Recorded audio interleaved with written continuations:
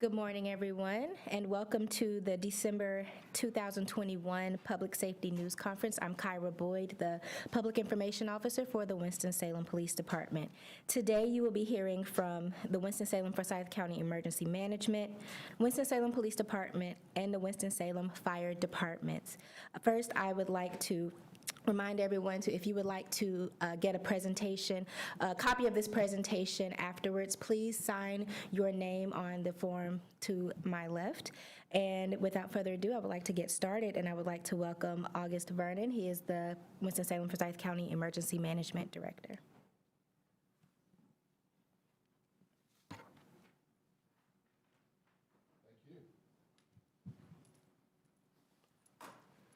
Thank you, and good morning. Let's get started here. Oops. Am I controlling it or you? Okay. All right, so first of all, what we'll talk about this morning is, according to the U.S. Geological Survey, during the Thanksgiving holiday week, we did have a series or a cluster of quakes or microquakes starting on November 21st, 2021. And it was throughout that entire holiday week. At this time, there were no confirmed injuries or structural damage that resulted from any of those 6 earthquakes. Many citizens did report, either by calling 911 or by the Did You Feel It survey, did report either hearing audible bangs, loud noises, or feeling small tremors. Our cluster of earthquakes range from a magnitude of 1.5 to 2.6. Forsyth County and the Triad most often get what are called microquakes, and those earthquakes are with a magnitude of 2.0 or less, and typically you may not even feel those type of earthquakes. We have had similar clusters of quakes in the past. We had a very similar cluster back in October, around the same time frame in 2006.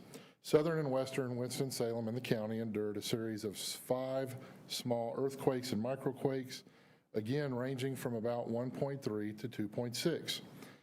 There were several unconfirmed reports of cracked foundations of residential structures, and many citizens reported hearing the loud bangs, noises again, or feeling small tremors. But just like this year's in 2006, there was no major damage or injuries reported from those 2006 quakes. North Carolina does have its share of earthquakes, even though we may be unfamiliar with those.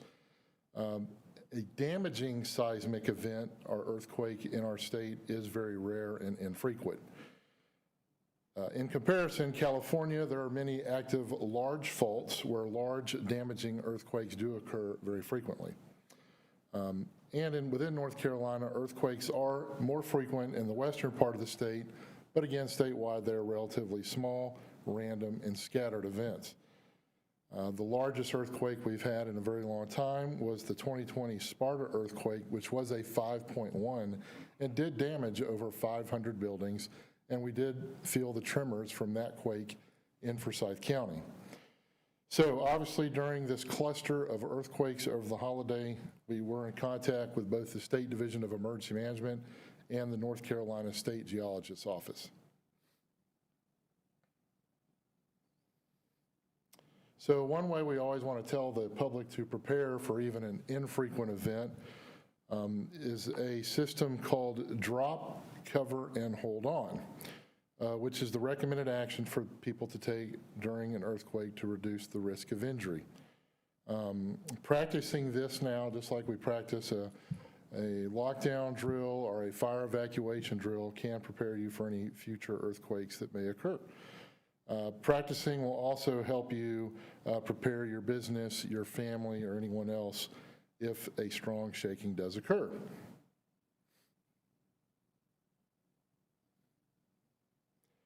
Also, there is what's called International Shakeout Day, which Winston-Salem and Forsyth County has participated in.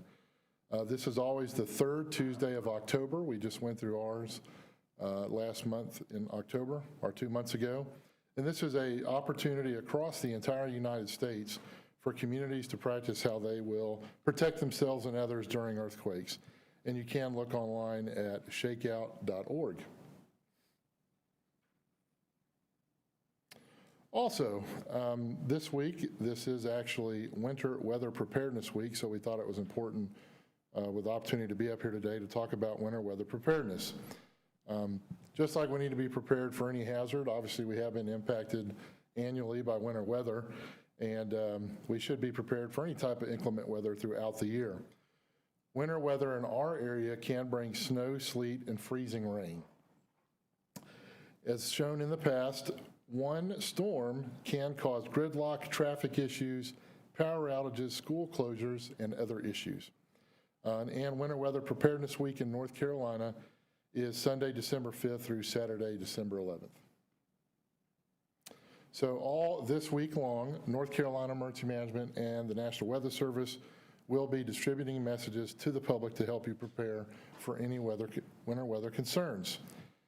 We are in what is still called a La Nina pattern, which is expected to persist throughout the coming months, and it will influence our winter weather this year, which typically leads to less winter weather. But again, that doesn't mean we will not see any winter weather. So because of this forecasted La Nina, NOAA's winter weather favors a drier and warmer than normal winter in North Carolina. And we have been in this trend for several years now. However, there is always that chance for extreme winter weather, so everyone should prepare for the upcoming season.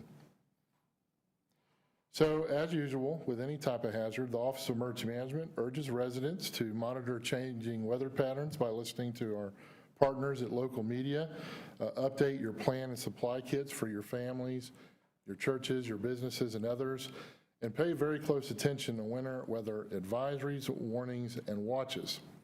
And take the time in the coming days to prepare for any type of winter weather and the possibility of inclement weather. So to boil it down for winter weather and being ready, first of all, make a family communications plan. And all that is what would we do if we have severe winter weather? How would we as a family, an organization, a community event, a business, how would we respond to winter weather? It's not that unusual, and we do manage it every year.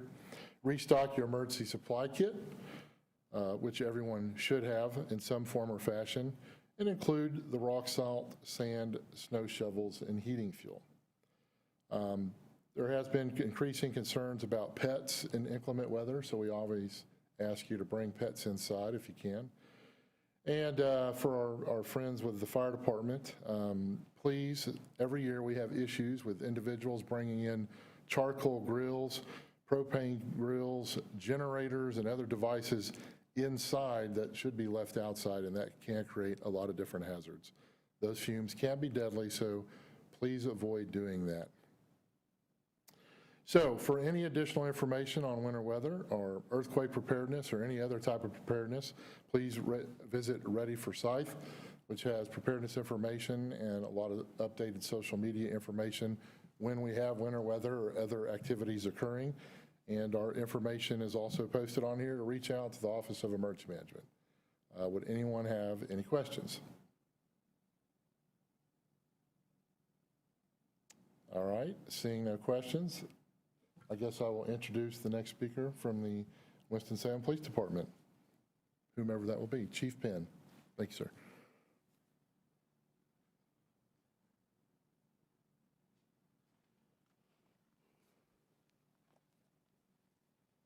Thank you, August. Good morning, everyone. I'm Assistant Police Chief William Penn Jr., and on behalf of the entire staff of the Winston-Salem Police Department, I want to welcome you to the December 2021 Public Safety News Conference, the last one of the year. First, please join me in honoring our fallen officers since our last Public Safety News Conference who paid the ultimate sacrifice. Detective W.G. Willard, end of watch November 1st, 1938. Detective Willard died from gunshot wounds sustained 4 days earlier during a shootout with a suspect on Foster Street. Detective Willard was shot in the stomach and kidney. The suspect was shot and killed by Detective Willard during this shootout. Patrolman John Franklin Wimbish. Patrolman Wimbish was killed in an automobile accident on Old Lexington Road while involved in a pursuit.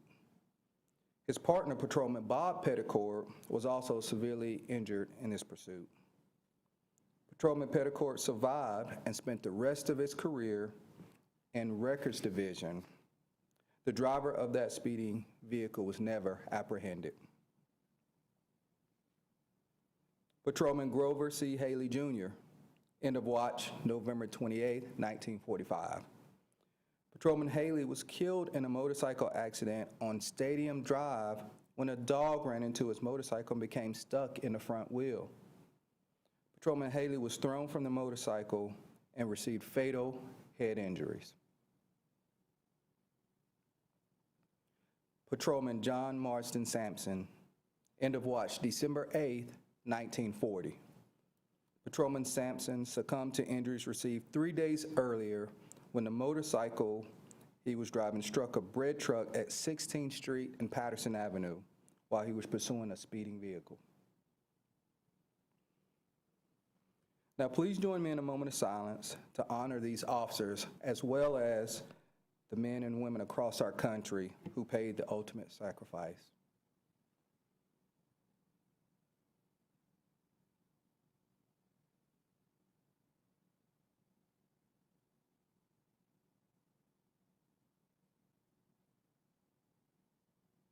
Thank you. Before we move on, I would like to thank the women and men of the Winston-Salem Police Department for risking their lives on a day-to-day basis and for their impactful service they provide to this community every day. I would also like to wish the entire community a joyous and safe holiday season. And with that said, I'd like to welcome Officer Stephen Boise to discuss the latest statistics on pedestrian fatalities in Winston-Salem and pedestrian safety.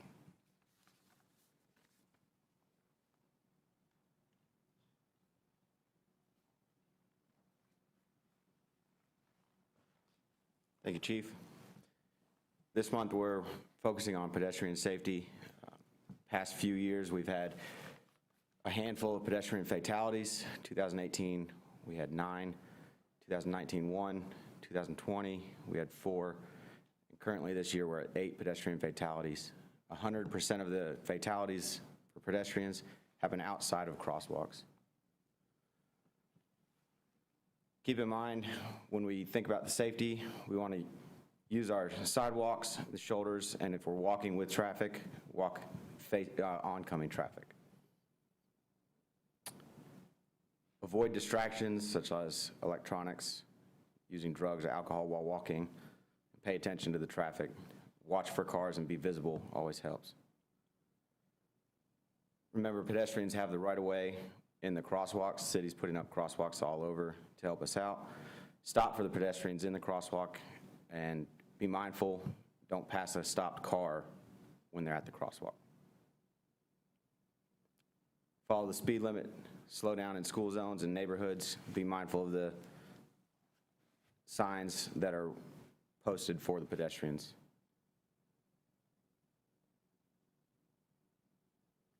Next, Lieutenant Pritchard is going to go over Crime Stoppers.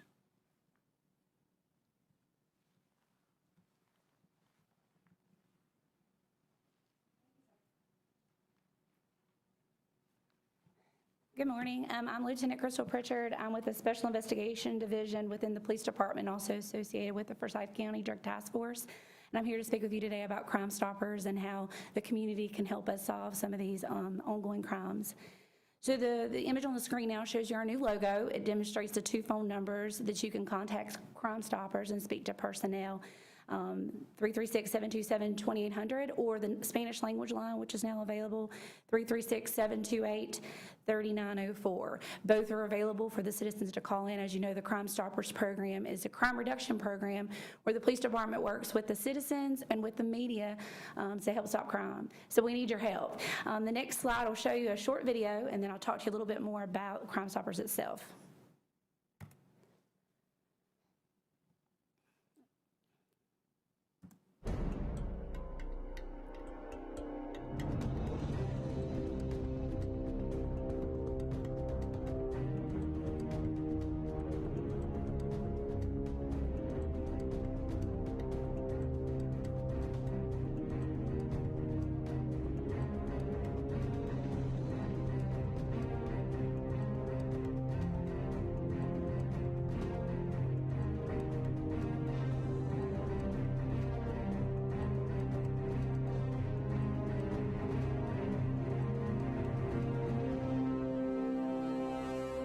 So as the video shows, calling Crime Stoppers is relatively simple.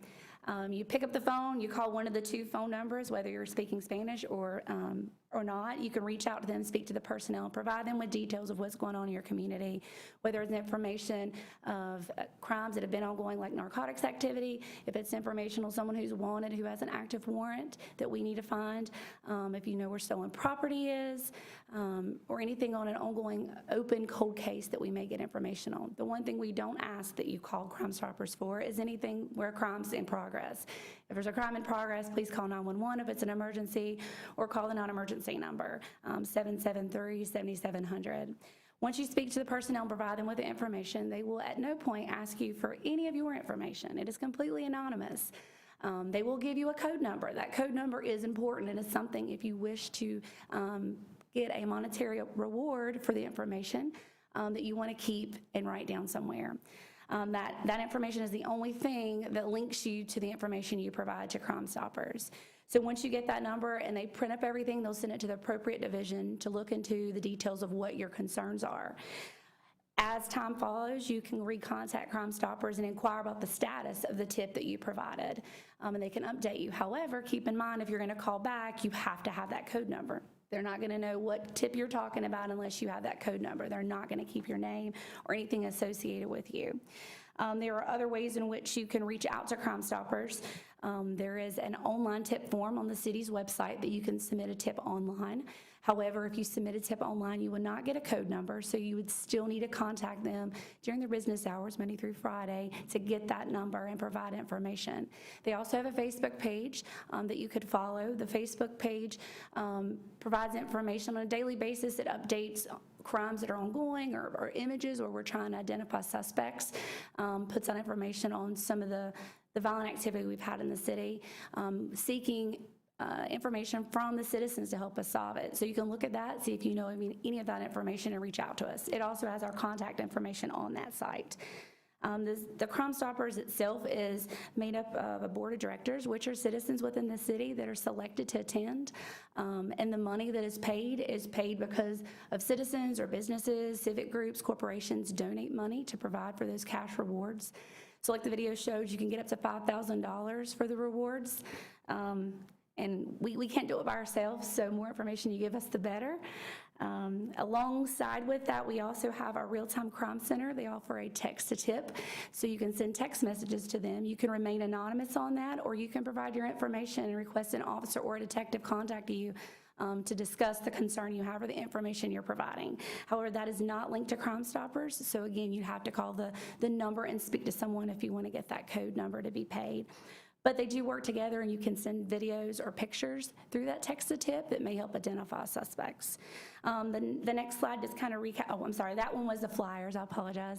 Our current flyers that you'll see all over the city for Crime Stoppers. The next one just kind of recaps the ways in which you can contact us. But like I said, we need your help. We can't solve it all by ourselves. We need to work together to solve what's going on in our community. Does anyone have any questions with regard to Crime Stoppers?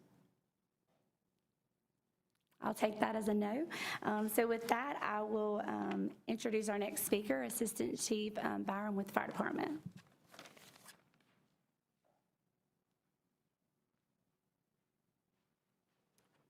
Thank you, Lieutenant Pritchard. I'd like to say good morning from the men and women of the Winston-Salem Fire Department. I'd like to also recognize our other first responder partners. I'd like to say good morning to the citizens who support us each and every day as well. We'd like to start off our presentation with 3 line of duty fatalities that occurred in November. The first is Fire Chief Harry E. Nissen. Date of departure was November 28, 1932. Chief Nissen was a passenger in a vehicle responding to a call for service that was struck by a Greyhound bus. The collision threw 2 men from the car. Chief Nissen died at the city hospital without gaining consciousness. Chief Nissen was a Winston-Salem native. When he was a young man, Chief Nissen joined the Rough and Ready Volunteer Fire Company of Salem. When Winston and Salem merged in 1913, he became the chief of the Unified Fire Departments. Our next line of duty death was Robert Young. Date of departure was November 17th, 1918. Robert was killed by a gunshot while responding to a riot call along with police officers.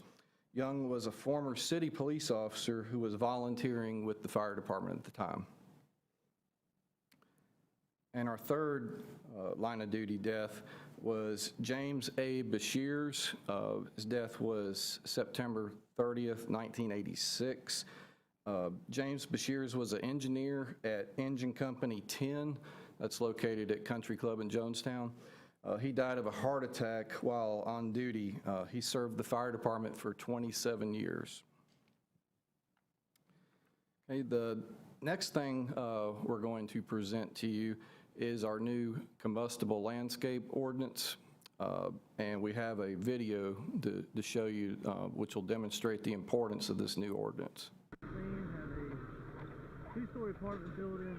We got heavy flame stealing from Division A. This is helmet cam footage from the engineer who was riding in charge that day. If you look there on the screen, you can see clearly where the fire started in the landscaping, which was pine needles, and it quickly moved to the building. You can see it's got vinyl clad siding, and that burns very quickly.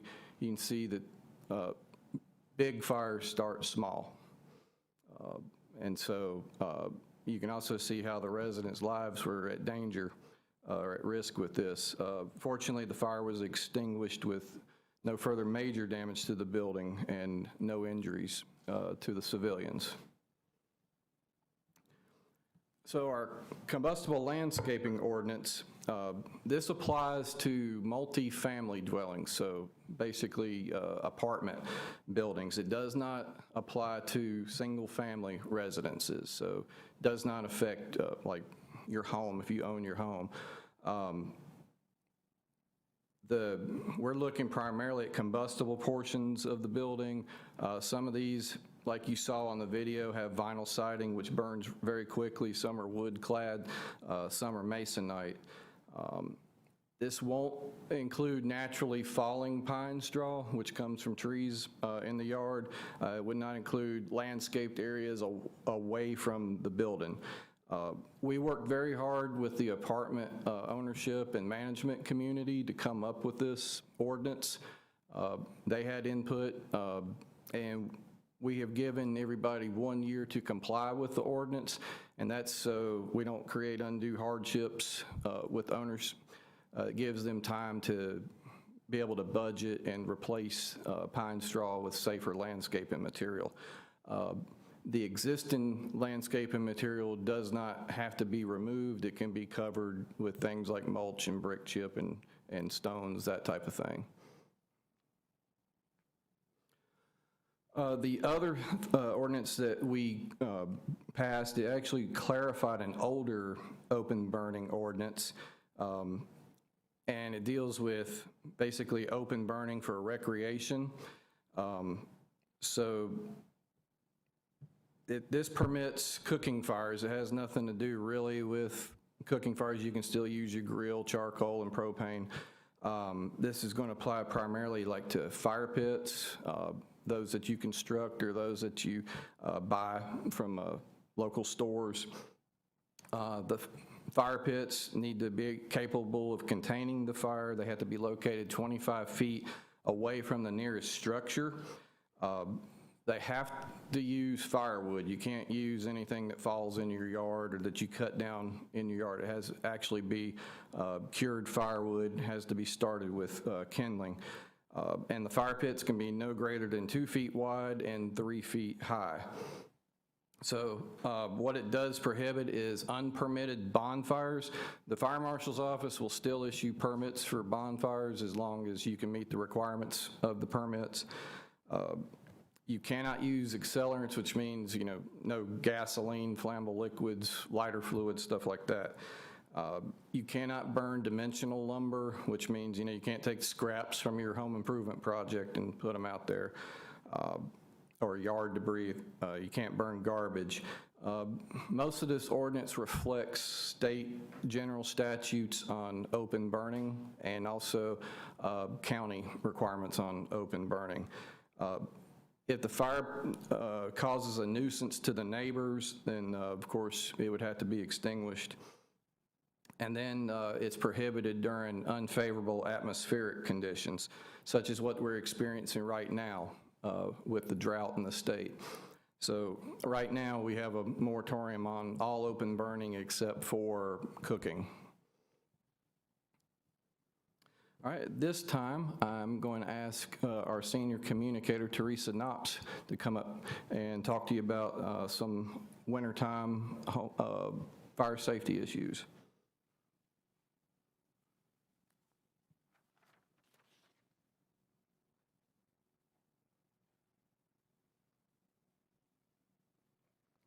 Good morning. Can everyone hear me? Good morning. Most home heating fires are preventable. There are safety measures that we can take to reduce the possibility of a home heating fire. These safety measures include the following. Turn off all portable heaters before going to bed or leaving your home. If you use wood or a liquid-fueled furnace or space heater, make certain that you have a carbon monoxide alarm in your home. Keep these heaters at least 3 feet away from anything flammable. Never use a stove or a gas grill to heat your home. And make certain that you have working smoke alarms in your home. 1 in every bedroom, 1 outside of your sleeping quarters, and 1 on every level of your home. There are also safety measures that we can take to reduce the possibility of a Christmas tree fire in our home. These safety measures include the following. If you have an artificial tree, make certain that it is fire retardant. If you have a live tree, make certain that you water it daily. Keep these trees 3 feet from any heat source. Check the cords for your bulbs to make certain that they are not worn, frayed, or broken. When you go to bed or leave your home, turn off those lights and blow out any candles before you leave your home or leave that room. And make certain that you have working smoke alarms. If you live in the city of Winston-Salem and you need assistance with smoke alarms, please visit our website, cityofwsfire.org, and complete a form for a smoke alarm installation request. That is all. At this time, we are taking any questions for myself or for Chief Byram. No questions? Thank you.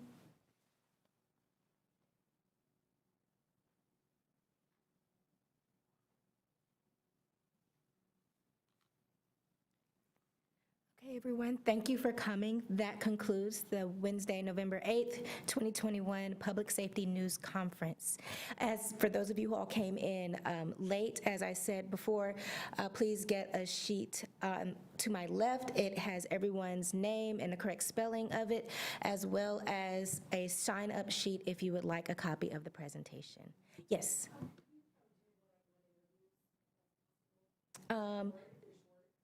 Sure. All right, thank you.